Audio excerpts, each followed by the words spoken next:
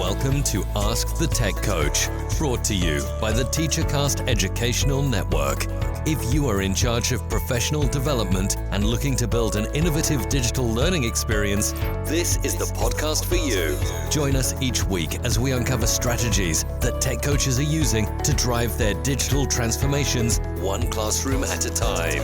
And now for your host, with over 2 decades of experience working with tech coaches and ed tech companies from all around the world, Jeff Bradbury. Hello, everybody, and welcome to the TeacherCast Educational Network. My name is Jeff Bradbury. Thank you so much for joining us today and making TeacherCast your home for professional development. This is Ask the Tech Coach podcast, episode number 184.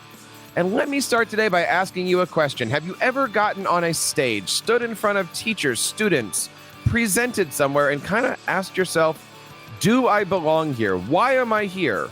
What value do I have to bring to this conversation? That's right. Today we're talking all about the conversation and topic of imposter syndrome. And we have an amazing guest back on the show today to talk all about it, how he feels and how he's helping his coaches overcome imposter syndrome. Before we get into our interview today, I want to bring on Sue Vincent. Sue, how are you today? Welcome back to Ask the Tech Coach. I'm great. On our way, looking forward to spring break coming in another week or so. And, we're here in Kentucky, well, all over the country. It's March Madness, but here I am in Kentucky and, experiencing the March Madness basketball fever. Oh, madness is right. Wildness is better. We had a snow afternoon. It snowed like an inch or so. And then the next day it was 65 degrees. But that is the weather that we got. This past week, we had an amazing opportunity. We did our March coaching conversation. Yes. And we did a whole blog post on it. It was 10 digital learning topics that you can do with your students and teachers. But there were lessons that you can do in under an hour. And I want to say thank you out there. We had over 100 coaches register. We had nearly that many sign up and show up for everything. And, Sue, we had an international audience. It was pretty awesome. Yes. We had a great time. I do want to say thank you to our friends over at KG Education. Leah Obeck was my co-host for the night. And, we just went back and forth sharing our topics, sharing great lessons. And then we opened it up and other coaches had a chance to share their lessons. It was really neat and an amazing time. And, Sue, we're going to do it again next month. Yes, be looking forward to it. Such awesome opportunities for collaboration. And how do you get involved in all of this stuff? Please do me a favor, guys. Head on over to Ask the Tech Coach. We have not one, but 2 amazing instructional coaching networks, one on Facebook and one on LinkedIn. Please feel free to invite yourself onto both. They are free membership sites. We would love to have you guys over there. Check it out over at AskTheTechCoach.com and join us on Twitter also at AskTheTechCoach.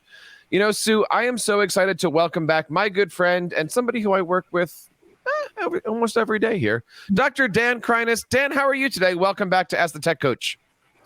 I'm doing well. I'm enjoying the madness of March, as you guys alluded to a few minutes ago. And we're not getting ready for our spring break yet, but like Jeff said, we have had at least a little taste of spring weather. So I'm looking forward to at least the nicer weather. So no, we're doing all right. But as a coach, this is that weird time. We've been talking about this as a group. For those listening, Dan and I work on the same coaching team. I feel like more so than the last 2 years, this school year has gone on almost forever. Yet here we are having conferences. We're only at the halfway point, Dan. How are you feeling about this year? What's been excited about this year so far? What has been jazzing you up? As you know, Jeff, I don't know if Sue knows this. I started out the school year as an assistant principal in a different district and actually returned to my former district, which is now my current district. So it's been a whirlwind of a school year for me as well, to be in 2 different districts in an admin role and back in a coaching role now. But I really do think I'm doing what I love to do. And I'd agree that this year has been long. It's been frustrating. It's been overwhelming. It's been stressful. It's been all the things. But I do feel like if we can get through these next few weeks, we're in the home stretch. And I think we're past the halfway point at this point. But March March is tough because it's a long month. Our district toyed with the idea of doing spring break in March to align with more like college spring breaks, and there was enough backlash that now they switched it back to April for this year. So it's not for another few weeks for us, but I think one of the things that I've definitely enjoyed the most out of this year, although it's challenging, I'll admit it's probably one of the biggest challenges I face as well, but I don't know, I kind of thrive on that, is the opportunity to work with teachers and support teachers coming out of the pandemic who frankly were frustrated with having to use so much technology. And as a digital learning coach, I have felt like I'm obliged to honor that and acknowledge that, but to say, look, we have to keep using it, maybe not every day or all the time. And I've really tried to stress and really support them with a blended learning approach where it's like, yeah, sometimes you can use non-traditional and sometimes you can use traditional instructional methods, and sometimes you can use tech and sometimes you don't have to, but a nice blend of those things are what is really needed to get our students future ready. And you can't just say, wipe your hands clean of it and be done with technology. I'm over it. So I think it's been a challenge, but I don't know. I kind of thrive on that. I enjoy, even if teachers are a little resistant to that idea, just working with them to kind of break that barrier. I couldn't agree more. Sue and I talk about this a lot. When we started in September, you had the, I don't want to be using technology. Let's get them off the Chromebooks. Let's get them back into the physical. And, here we are 6 months later, it's still halfway through the year. And now we have no masks, or 50-50, or however you want to look at it that way. But it has been a long year. There's a lot of stuff. Sue, what are you excited about now that we're at that halfway point and we are kind of looking down the mountain? Well, I am excited. We were having this conversation at our KISTE conference a couple of weeks ago with just seeing just some glimmers of semblances of normal coming back. And nothing is ever going to be exactly the same prior to the pandemic.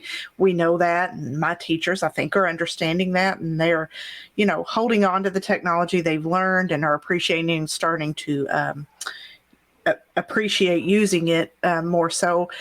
But just seeing just those glimmers of normalcy of, you're not hearing about new cases every day. You're seeing people's faces and the kids' faces and getting to see their smile and interacting with them facially, which is awesome. I mean, we've been without mask in our school system for a while, recommended and optional.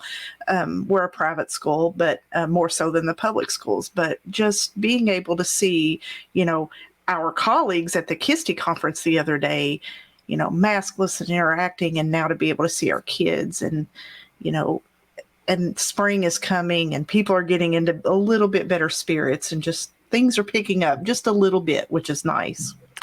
So Dan, I'm glad that you're on the show today. We've talked a lot about coaching, but one of the things I wanted to ask you about is your podcast. You do a show called Leader of Learning, where you're specifically talking to, coaches, administrators, people who are in that leadership position. How's the show going these days? It's going great. I mentioned a little while ago that earlier this year, I switched roles for a little while and became an administrator at a district that was a little further away from me, and kind of took me away from the podcast for a little while. We went on a hiatus and really wasn't producing anything for a few months, but we've been back at it and turning out podcast episodes every couple of weeks and YouTube videos when I can get around to it, and trying to put a little bit more time and effort and energy into that as well. But things have been going great at Leader of Learning. And actually, most recently, I put out a couple of videos about the topic that we're going to discuss here tonight, too, around imposter syndrome and some things that I think are timely in terms of supporting in general, educators, but especially, like you said before, coaches who are kind of struggling through some of those difficult feelings around kind of where their place is at in the world of education. And as a matter of fact, some of what I've been, the content that I've been putting out lately, and even leading up to this conversation too, got me to rethink sort of my my mission with the Leader of Learning podcast. And I changed it even on my website today. My tagline kind of changed to the point where now it's helping educators, and I hope I get this right, helping educators grow as instructional leaders, basically. I don't know if I got that 100%, but it's something like that, because I am really passionate. It's on there somewhere. You show on the website, which obviously won't help anyone listening to the audio only. But yeah, because I just feel like that's where all of my experience over the last couple of years has kind of led me to. A couple of weeks ago, we were in a department meeting and we started this conversation about imposter syndrome. And I got to tell you, it sparked so much in me. And coming from an educational background, coming from a music background, and I want to deep dive into a couple of these things. So Dan, by the way, I'm going to take advantage of the word doctor because this is going to be a session tonight. What is imposter syndrome? What does that mean to you? I know that word could mean something different to me, to Sue, and to anybody else listening, but how can we, for the purpose of tonight's conversation, how do we define this term imposter syndrome? Yeah, and I think just to go back to the point you just made about how it could mean different things for different people. I've put some time into learning and doing some research into imposter syndrome, and I've realized that there are 5 common types of it. And so the reason why people might feel differently about imposter syndrome is because they're facing a different type of it. But essentially what it boils down to is it's mental health, right? It's a lack of confidence, self-confidence for some reason. And I think for the most part, the reasons stem from usually comparing yourself to other people and feeling like you're not quite good enough, or just, in general, kind of doubting your place and your role and feeling like you don't fit in, and kind of becoming your own worst enemy, really. It's interesting that you say that. I correct me if I'm wrong, back me up here. You said the lack of, or you just said it and it hit me. You said the lack of confidence or not believe. Yeah, I mean, say that again. It's definitely like a lack of self-confidence, and okay. Kind of basically it's you feel like you're a failure, or probably better term is like you feel like a fake or a phony or a fraud because you just don't feel like you measure up. See, that's interesting, and I do agree. This can be different for everybody. And I think where Dan's saying lack of, I think my definition of it would be the questioning of, which could be the same thing. But for instance, take today. I had to give a presentation to over 100 teachers in a building that I don't teach in. And yeah, there was a part of me that says, why am I here? Do I belong? Why would these people listen to me? I don't know for me if that's a lack of confidence, but for me, that's the questioning of things. That's the gut check to make sure.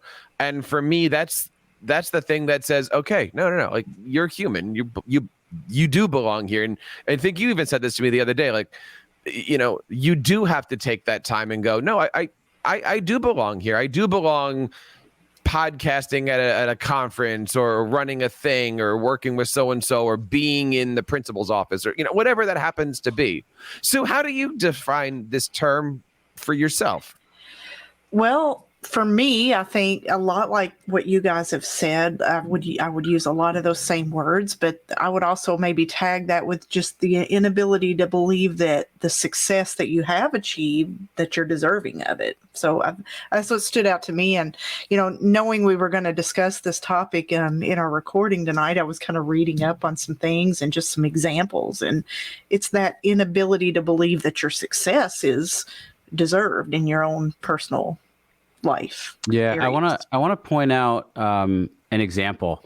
And it's pretty timely because in between the conversation that Jeff is referencing that we had amongst our coach, our team of coaches, and now leading up to this discussion that we're having tonight, ESPN ran an article earlier this week on a gold medal Olympian gymnast who won the gold medal in the all around.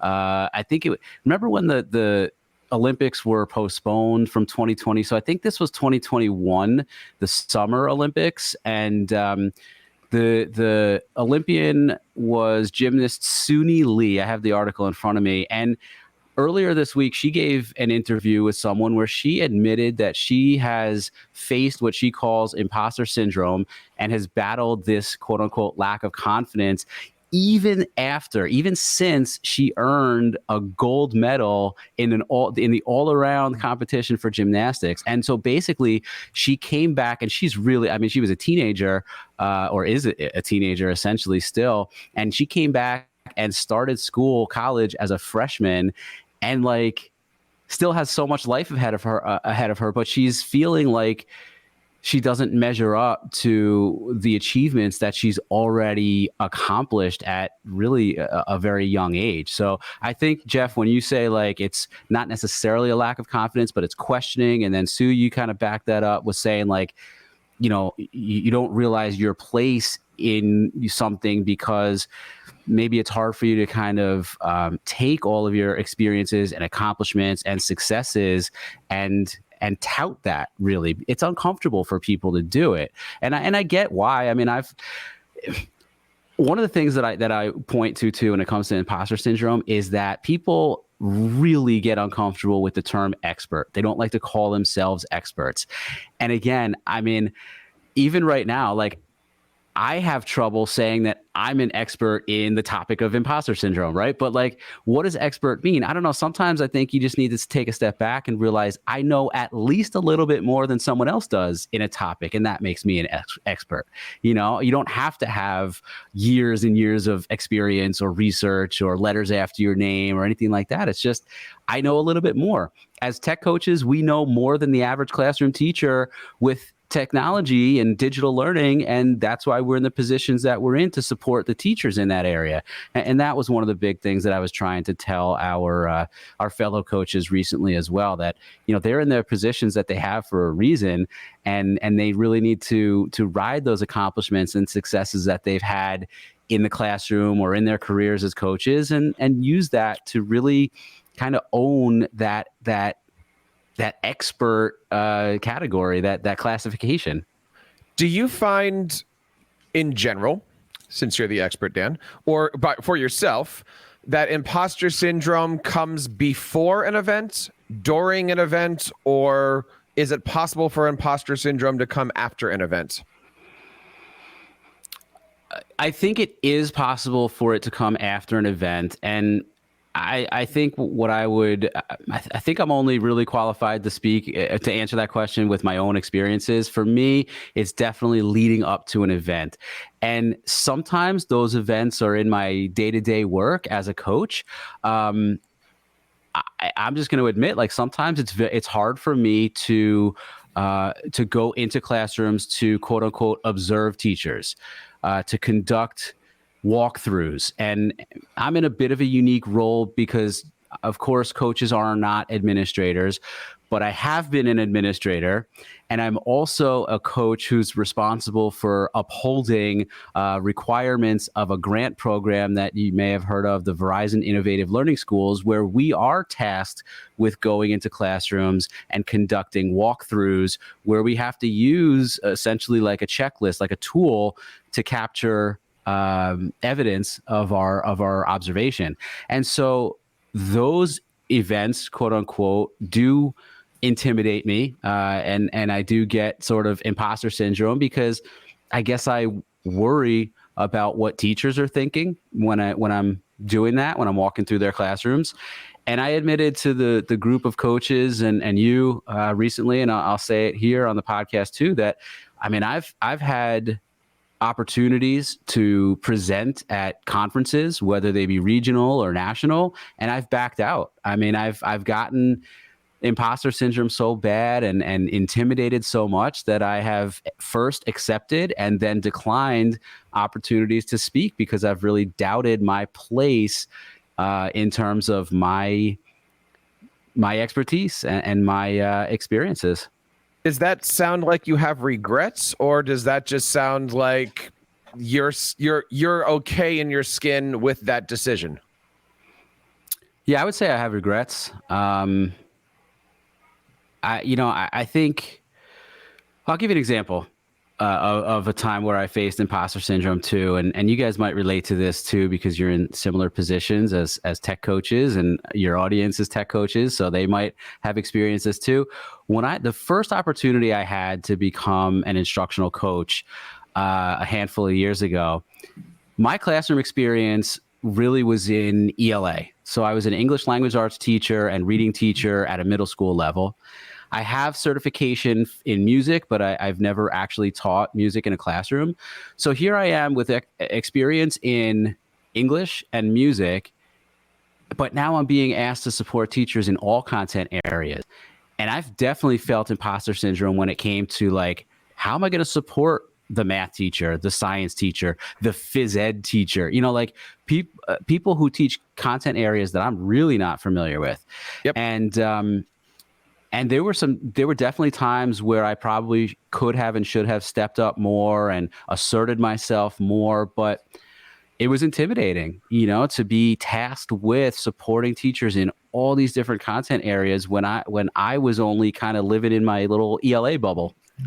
So it's interesting hearing Dan talk about this, and you and I bring this up a lot. My background is music, but yes. I'm walking into a third grade classroom, and I always sit there and go, who am I to be telling a third grade teacher? I think, and Dan and I are similar because we have kids the similar ages, and you've got kids too, and all those different things. Now that I have my triplets and they're in second grade, I feel more confident walking into elementary school and saying, let's try this, because then I can draw on my parenting as opposed to, well, I don't have kids and I'm a viola player, right? Like I have a little bit of a background, but even when I was first getting started as a coach, yeah, it took me a while to take a deep breath and walk into those elements, because I didn't know what a second grader does. I didn't know what a fifth grader does. I mean, how do you work out things with yourself, Sue, when you're walking between all the different places? I mean, do you take a deep breath before walking in certain situations? Sometimes, and I'm totally vice versa in that instance. When I walk into a high school to talk to a high school math teacher, I'm just like, they're standing over me, and I'm like, okay, you can use this tool to make this happen, but I don't know how to tell you I can tell you how the tool works, but I don't know how to tell you to make that equation work in the tool. So yes, I do sometimes take a little deep breath, but thankfully over the years, I've gained the confidence. I mean, I remember back in 2007 when I first started tech coaching, that was the feeling I got, but it's gotten better through the years, and it's not so much like that anymore. Now, when I did change it back in 2018, when I changed school districts, I kind of went through that again. I had to prep myself, because now these are new teachers who don't know what I know. And, these big math teachers who know all these numbers were a little intimidating at first. So yes, I've definitely gone through that in the opposite direction. Dan, how do you know if you're having imposter syndrome? How do you know if you're just questioning your existence and your reality? And I'll give you an example. If I bring back my music background, I've had my kids play on the stage at Carnegie Hall. And I don't know if this is imposter syndrome, but I will never forget the moment where they let us on the stage. I'm getting emotional. And it was just me. Like, they gave me like 5 minutes on the stage. The hall was empty. No, it was just me. And I stood there at that box, and I said to myself, Dvorak was here and Bernstein was here. And like, why am I here? Is that imposter syndrome, or was I just giddy, or was that like is that imposter syndrome? You're sitting there going, how did I get to be here? I think it is. And actually, I have a similar experience. I played, when I was in high school, I played on the stage at Carnegie Hall. And so definitely can empathize with what you were feeling. Yeah, I'm going to kind of do a little bit of a shameless plug here in a couple of ways. First of all, I wrote a chapter in a book that's hopefully going to be published sometime over the next couple of months. It's the second book in the series that's gone on now by Pushing Boundaries Publishing, called The 100 no-nonsense things that all teachers should stop doing. And I've written a chapter now in the second book that all the things that all the leaders should stop doing. But in the first book, I wrote a chapter called Stop Worrying What Others Think About You, or Stop Comparing Yourself to Others. And some of that chapter really dug a little deeper into imposter syndrome and how it can affect someone because they're comparing themselves to others. And recently on my own YouTube channel, I put out 2 videos. One is on what imposter syndrome is and the 5 types of it. And the other is 5 ways to overcome it, which I'm guessing this conversation will lead to pretty soon too. But to answer your question, Jeff, I think that, that is imposter syndrome, because you're having trouble realizing where you fit into things. And like I used the word before, intimidating. I think a lot of times when we feel intimidation, it's because we're comparing ourselves to others, or putting others like on a pedestal that we feel like we're never going to amount to or reach, or it's just our own feeling of inadequacy. And so some of the different types of imposter syndrome can range from actually being a perfectionist is a type of imposter syndrome, or being like Superman or Superwoman and feeling like you have to do everything and feeling like nothing you do is ever going to be good enough. Those are types of imposter syndrome. But I think probably the one that you are referring to more so than anything with your example there is one that we call the natural genius, where you do have a lot of experience and expertise, and you're like, but why me? Why am I here? Why am I the one to do this? And again, like I said, like, you really question your place in certain situations. What's the flip of that? I'll give you the example here. And, we both have an opportunity to work not only, on our school district, but in our school district. And we've also worked with other school districts, etc. There's the time where you get called to the superintendent's office because they need your help. And, you're sitting there going, there's a million people in this district. Why are they calling me?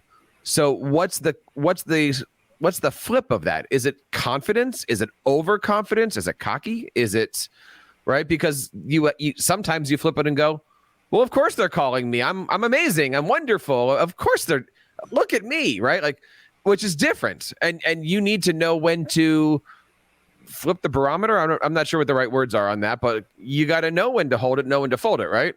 Yeah. And I'm not here to profess that like these are super easy to do. I'm still working on it. We're all still working on how to overcome these feelings.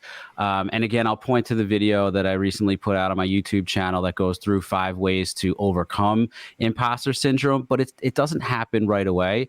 These are probably things that you have to practice over time. But I think the 2 ways of overcoming imposter syndrome that would help in this particular situation are: 1, you got to stop comparing yourself to other people, because that makes someone who experiences imposter syndrome just so uncomfortable and so intimidated and so nervous about things. The other thing is a lot, and I think this is what Sue was getting at a little bit before too. You do really at some point need to take a step back and think about and realize, and dare I say, pat yourself on the back for the experiences and successes and maybe accolades that you've earned throughout your life, throughout your career, depending on the situation.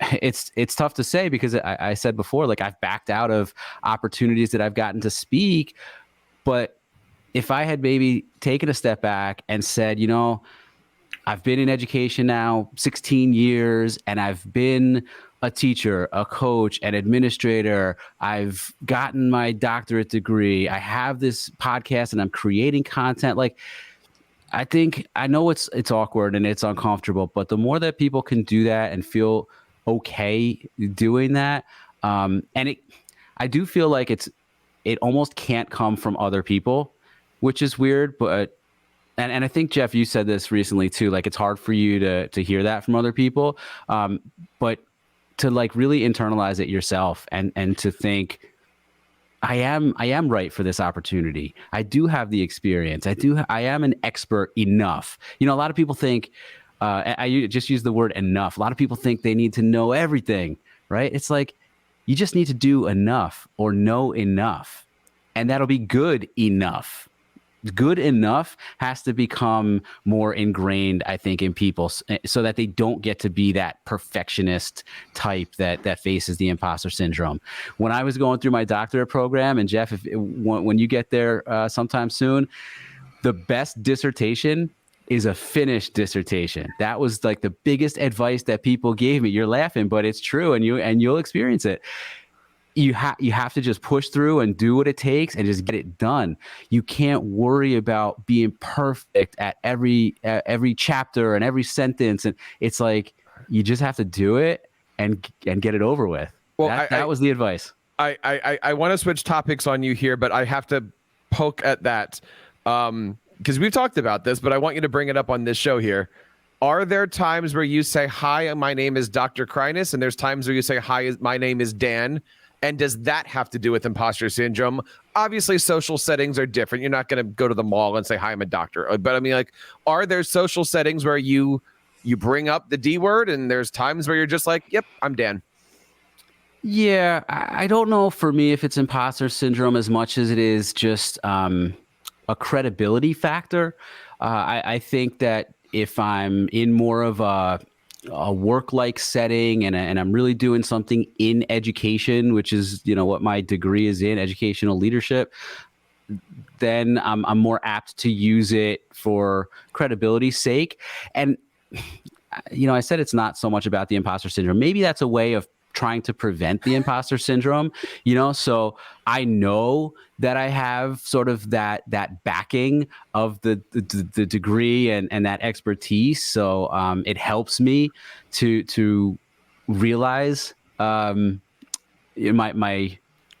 clout, my street cred, if you will. Like, I go into a classroom at work, or if I go into a presentation that I'm giving, I'm like, all right, I got this behind me, so I know what to do. So you recently went to KISTI, Yes. and you went to FETC, and those are big conferences. That's, a little bit bigger, I would say, than, hey, it's a Monday faculty meeting.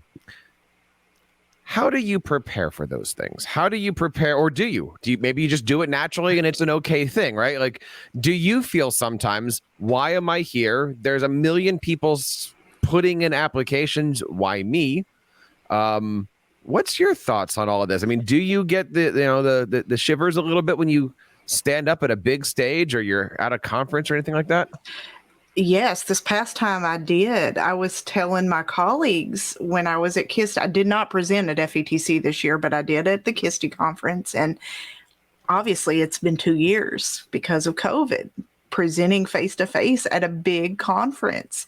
And that first session, that Wednesday morning, I looked at two of my coworkers who were in the room with me, and I said, I usually don't get nervous. I've done this for 15 years. I don't get nervous.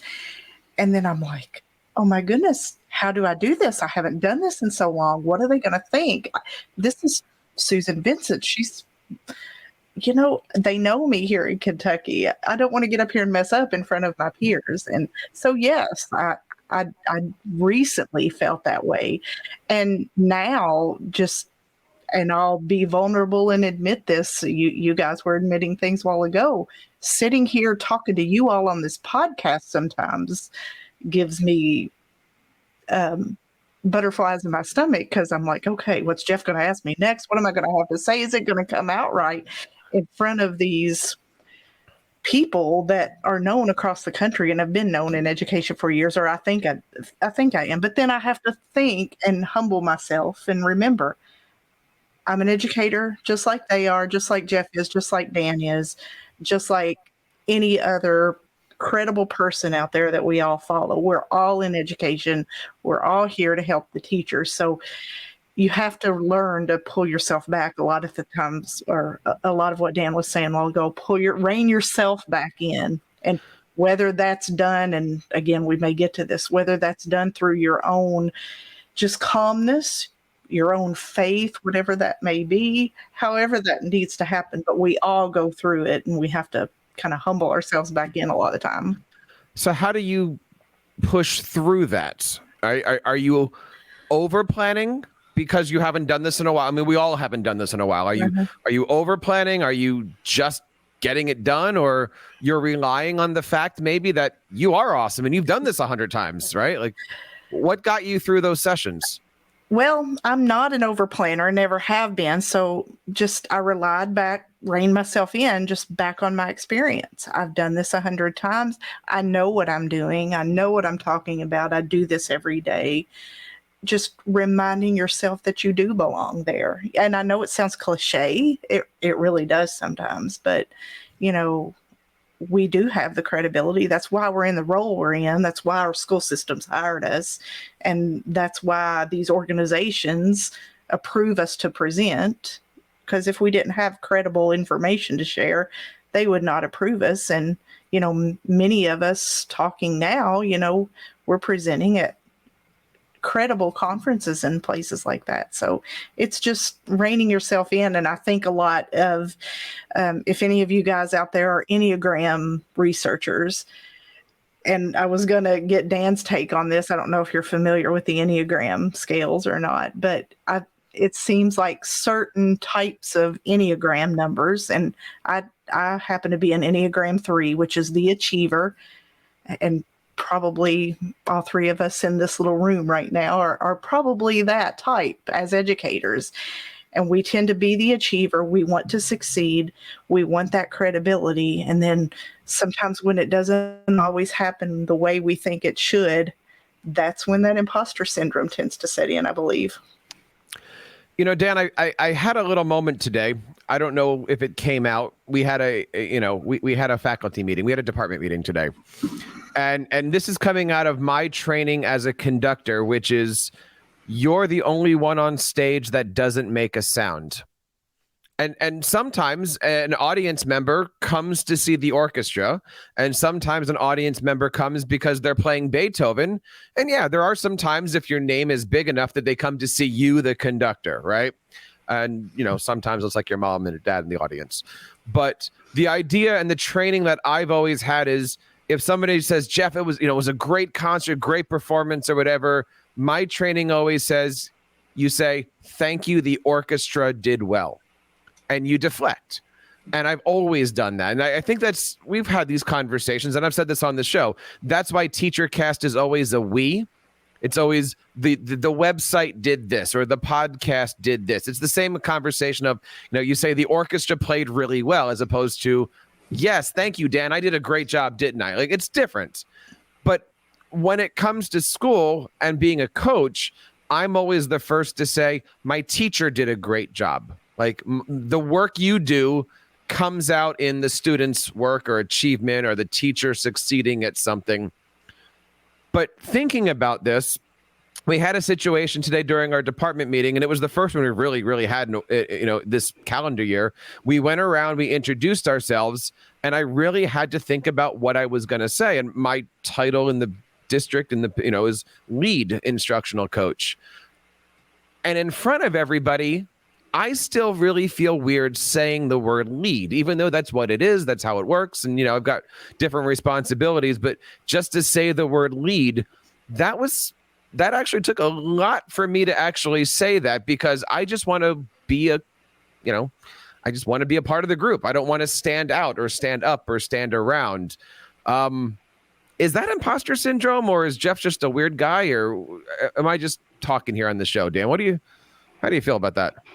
I do think it is. And I think it gets back to what I kind of started with, which is that people really have a hard time acknowledging or accepting their expertise and their elevated roles or status sometimes. And I would definitely chalk that up to imposter syndrome.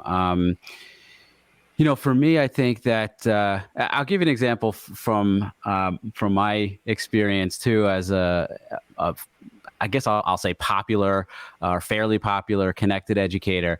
My wife works at a private school, and I don't think too many of her teachers or people who work at the school are well connected, but one of the administrators at the school, we follow each other on Twitter. And when she first started following me, the comment that she made back to my wife was, "Whoa, your husband's a rock star." And that was like, that was definitely, one of those imposter syndrome moments. I'm like, who, me? I mean, I think I have a pretty decent Twitter following, but I know that there are plenty of people out there who have bigger, other educators and other content creators. And so I was like, what, little old me? But that was humbling as well. And, it did, people, it's tough, man. People have trouble with those kind of compliments and realizing that they do provide so much value to people that it's just tough to realize. One of the other nicest compliments I've gotten, because you brought this up, Jeff, a minute ago, about kind of whether it's coaches or teachers not being able to take credit for things. As a coach, I worked with a teacher who left the district for a while and came back, kind of like I did this year in our district. And when he came back, in a whole group of other educators and administrators from across the district, he acknowledged me and the work that I was doing as a coach, because he said, between the time that I left and now that I've come back, I've seen so much growth and transformation in our teachers in terms of ramping up the technology and having more engaging lessons. And he gave me a lot of credit for that. And it was hard to accept because of that imposter syndrome, but it really felt great. And I guess my advice to people listening, whether you're a coach or a classroom teacher or in whatever role you are in, likely in education, definitely, whether you maybe not outwardly, because that would be cocky and conceited, like you said before, Jeff, but accept those compliments and accept when people give you those pats on the back and the attaboys or the attagirls. And, when someone throws some credit your way, you have to accept it and say thank you and be humble and just know that you are doing some really great work and you are in the position that you're in because you were chosen for it, for a reason, because that's you bring something special to the table with you, and somebody really wanted you to do that in their school, in their district, and and in your way. I used to work with a guy who called that your teacher magic, right? You have the teacher magic that you have, and no one else has it, and that's why you're doing what you're doing. If you look back over the last 10 and a half years, and this is an honest to God true story, it took me over 2 years to put my name on the website. And it took me over 50 episodes to actually say my name on the podcast. And it was only after my second ISTE when somebody came up and, this is what you said, Dan. Somebody came up and said, I heard your voice and I knew it was you, but I didn't know who you were, but I listened to you constantly. And the light bulb kind of hit on and said, oh, okay. So I'm hurting myself through imposter syndrome, or I'm not pushing my brand. And that is, it took me, 8 years after that to, you put your name, like putting my picture on the podcast square was a huge thing for me, And that's why when I start every single show, it's always, welcome to TeacherCast. My name is. That's a huge thing for me coming from the imposter syndrome. Again, being the person that, the website's doing well, or the orchestra's doing well, or the teacher's doing well. I feel like I fight imposter syndrome every time I turn the mic on or every time I do that. And that's just the way I am. My question here, I want to wrap up with this conversation. And by the way, guys, if you're listening to this, thank you. I didn't mean for this to be a session for Dan and I and Sue, but thank you. We would love to hear from you. Please reach out to us at Ask the Tech Coach. I guarantee every single coach listening to this today has had some form of imposter syndrome. I just don't believe that somebody out there hasn't had that little, tingle in the back of their mind that says, why am I here? Or what makes me so special or anything like that. But I want to see if we can give a couple tips. How do you get through this? What suggestions do you have? Dan, I'm going to definitely make sure that we put your video on the show notes here, so that way you can embed it, you can link to it. Again, this is Ask the Tech Coach 184. It is a fantastic video called 5 Ways to Overcome. Dan, we're going to wrap this up here. How do we overcome? Give me one thing that we can do to overcome imposter syndrome today. I think if you're looking for one thing, it would probably be listing or making note of your achievements, your accomplishments, your successes, whatever that means to you. Obviously, it's going to be very personal and very unique and different for everyone, but write them down. If you're a journaler, you like taking notes or whatever, put it somewhere, even if you just keep it like tucked away. But I'm thinking that at some point, like Jeff said, everyone kind of goes through this. Like, you're probably going to want to refer back to it. And when you do, maybe you have it, posted next to your office desk or something where it's really visible, but I'm guessing you probably don't want to have to do that. Like, pull it out, review it. If you're like Sue and she has a presentation coming up, or me, I've been accepted to present somewhere, like, pull it out and remind yourself and refresh in your mind why you have gotten to the place that you've gotten. I think that's something that's fairly quick and easy that everyone can do to realize their expertise and to not worry about what other people think of them, not compare themselves to other people, just realize that you're you and you're you for a reason. And those are the reasons: your experiences, your accomplishments, your successes. Sue, how about yourself? If you were sitting there saying to a new coach, this is how you can overcome imposter syndrome, what advice would you have? For me, personally, and in my school system, we can do this. It's my faith.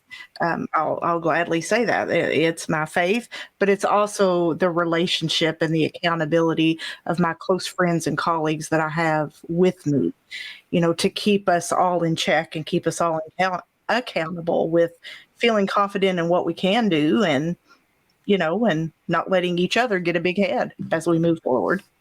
So I'm curious, and we've kind of touched on these topics. I don't want to go down too far, but I know you do work at your local religious establishment. Mm-hmm. Have you ever had these conversations with, forgive me on the term, pastor, preacher,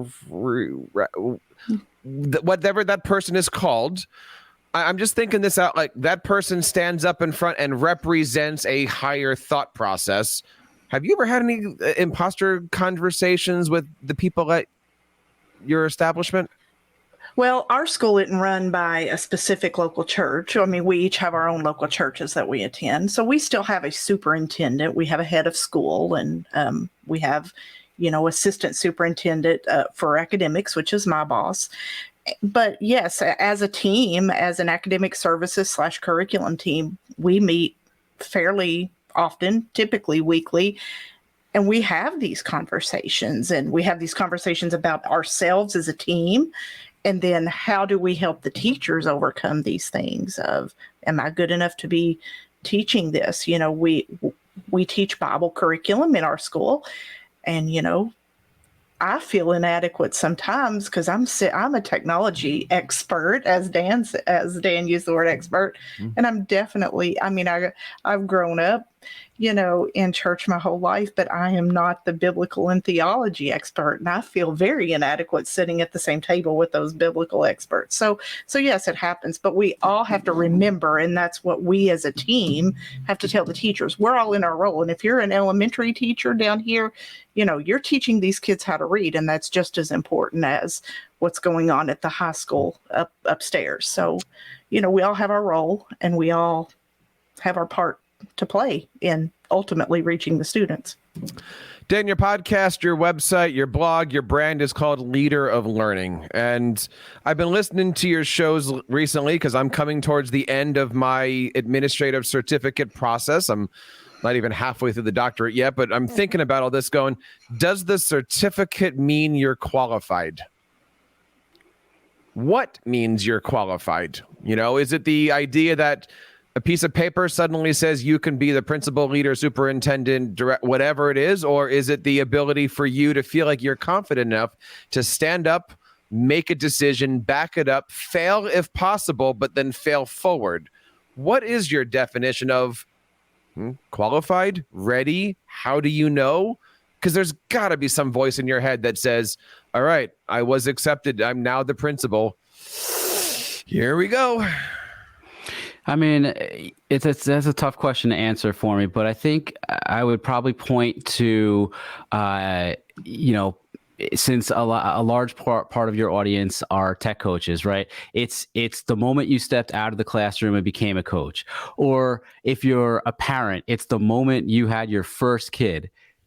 Or if you're listening to this and you're in an admin role when you got out of being a teacher or whatever level you were at and became an administrator, like sometimes you get into situations that you don't have training or experience that has really prepared you for it. And I think those are times that are some of the toughest when it comes to imposter syndrome, because you really don't know how you're going to do it. What kind of expertise do I bring to the table? I definitely felt that as a new parent, as a new coach, as a new administrator. But I think I'm going to go back to what I said before. You are typically in a position to help people, to create content for them, to support them, because you at least know a little bit more than they do. And maybe that's because you have a more advanced degree, or maybe it's because you specialize in a certain content or a certain area more than they, or it could just be because you've been doing it longer. Again, like I referenced just a minute ago, being a first-time parent. How many of those of us in this conversation, or those of us listening to the podcast, when we became parents for the first time, did we reach out to other people who had more experience? I know I did. As a matter of fact, no joke, long story short, first night we brought my son home, he was crying overnight, and we called the hospital and we spoke to the nurses that we spent the past few days with, because we were like, what do we do? I don't know what to do with a kid who just keeps crying all night. So, definitely realizing that when you get to that level where you have a leg up on someone, I don't know really how better to put that. I don't mean like you're better than them. I mean that you just know a little bit more than they do. That's where that confidence and expertise comes from. I think any time that a new parent leaves the hospital, all the nurses look at their watch and just go, all right, give him an hour. He'll call. I remember that one well, all 3 times. My answer, and this is kind of how I handle things, and I don't think this is surprising for either of you, but I lean into it. If there's a challenge, I lean into it. If there's you get called into some office, I lean into it. If you get a call for a keynote, you lean into it and you realize, okay, you are here for a reason. It's not going to be long, and it's starting to happen already. The triplets are, asking questions. Well, who am I to answer the question about whatever the topic? Well, your dad, your mom, your coach, your lead instructional, whatever it is, right? But I like to take the idea that, no, you are here, have the confidence, and lead into it. And I know we kind of want to wrap up, but I wanted to take what you just said and piggyback off of it as sort of my my little conclusion here. I think for educators, especially, when you really embrace the aspect of being a lifelong learner, that goes a long way too.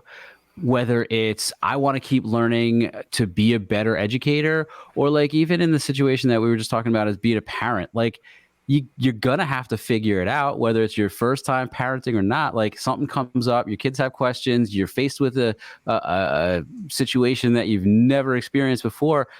How are you going to figure out how to do it, right? You got to learn how to do it. Maybe you seek someone else's expertise. Maybe you look up articles, you watch YouTube videos. I don't know, but just that aspect of knowing that you're going to figure it out, you're going to get through it.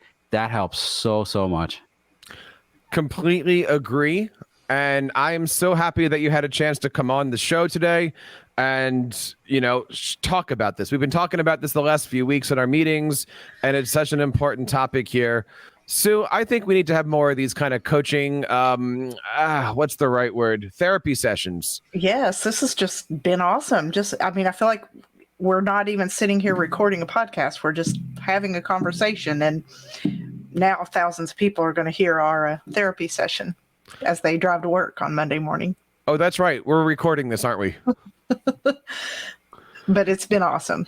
We want to know what you think. This is such an important topic. If you know anything about this or would like to continue this conversation with us, you can head on over to Ask the Tech Coach. We will definitely be bringing these topics into our coaching group. And as we said the other night, what happens in our coaching group stays in our coaching group. We do like to make sure that everybody is available and is sharing their thoughts, sharing their ideas, and sharing all of the things that they need to grow and to lead others. And I figured if you're going to lead anything, Dan, you got to lead the learning. Where can we learn more about the great stuff that you're doing? First of all, thanks for having me. Sorry if it got to be like a little bit of a heavy topic, but it was kind of a therapy session. And I know that your audience has felt this before. And that expert in me thinks that we can provide some value there in terms of how they can deal with those feelings. But anyway, I really appreciate the opportunity. And to find me, my podcast, everything that I'm creating, it's leaderoflearning.com. The podcast is on anywhere that you can find podcasts, but all my social media, my newsletter, my blog, everything, leaderoflearning.com. That's the place to be. So you've got some great stuff going on your channel. Where can we learn more about the great things that you're doing these days? Yeah, come find me over at my YouTube channel at Tech Imaginations, and also go to my website, techimaginations.net/presentations, and you can take a look at my recent KIST 2022 presentations that I did. Sue, next time we get together, I think it's time. I think it's time that we sit down and we unveil what we've been discussing here on the show for the last, 8 months. Many of you know that we've been working through all of the different steps on a project I've been working on for school.